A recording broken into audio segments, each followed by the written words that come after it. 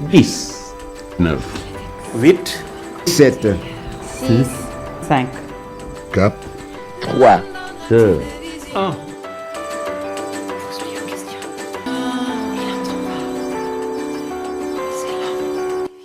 Le compte à rebours est déclenché. Enfin, on y est. Une nouvelle ère s'ouvre. Le Sénégal va désormais être entièrement connecté au réseau numérique terrestre. Des programmes de qualité, de nouvelles améliorations télévisuelles sont attendues. Cette transition vers le numérique est la conséquence de l'évolution technologique avec l'avènement des technologies de protection de données et de compensation de compression numérique. Elle ouvre de nouvelles perspectives dans la façon de communiquer et de consommer l'audiovisuel avec plus de chaînes, plus de programmes, une meilleure qualité et plus de grande ouverture. Le passage au numérique signifie également le renforcement de l'identité nationale avec la créativité des contenus locaux favorables à une même prise en charge des droits et des droits voisins ainsi que la promotion de la diversité culturelle. À cet effet, j'invite les éditeurs à se battre pour relever le défi de la qualité des contenus. La plus grande bataille sera dorénavant non plus celle de la réception, mais celle de l'offre des programmes.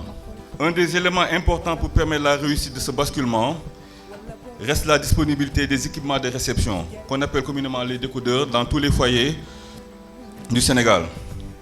À ce sujet, je voudrais rassurer les populations et confirmer que toutes les dispositions ont été prises par notre groupe pour garantir partout à travers le pays la disponibilité et l'accessibilité aux décodeurs. C'est un modèle économique assez particulier et qui a permis à notre pays d'être le premier État dans la sous-région à basculer au tout numérique. Le confort de l'écoute et de la vision sont de mise, tout comme l'accompagnement des entreprises audiovisuelles, une nécessité.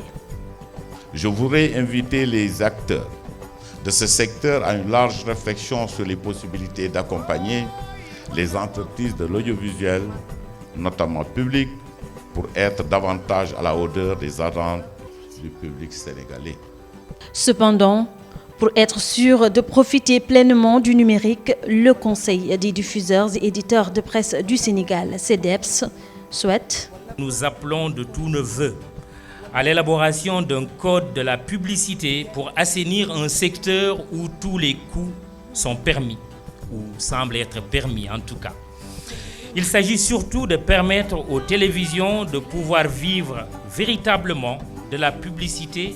Le fonds d'appui au développement de l'audiovisuel ne devrait-il pas être alimenté en partie par un pourcentage à déterminer bien sûr des ressources générées par la vente des fréquences analogiques libérées par les télévisions? La réflexion doit être engagée. Qu'en sera-t-il également de la médiamétrie? Sa mise en œuvre permettrait non seulement de mettre fin à la guerre des sondages, mais aussi une distribution de la publicité sur une base plus objective. Ainsi, pour une meilleure transition, le Conseil national de régulation de l'audiovisuel rassure. Les acteurs de la chaîne de valeur de la communication audiovisuelle a intégré ce changement et à bien l'accueillir pour tirer le maximum de cette révolution. Pour ce faire, les acteurs de la chaîne de valeur doivent comprendre d'ores et déjà qu'il ne saurait y avoir de cavaliers solitaires. Ils sont condamnés à collaborer, à entretenir de bonnes relations, et cela sous l'arbitrage de l'organe de régulation. Le CNRA appelle particulièrement Escave Télécom et TDSA à gérer en bonne intelligence l'infrastructure d'ici son transfert définitif et effectif. L'organe de régulation, pour ce qui le concerne, accompagnera les acteurs de la chaîne de valeur et veillera à la bonne exécution des contrats conclus entre eux. La ville de Mbacké est choisie pour le lancement du tout numérique. L'attente de ce cap va se faire progressivement dans les régions jusqu'au mois de juin. D'ailleurs, chaque foyer va bénéficier de 18 chaînes nationales gratuitement.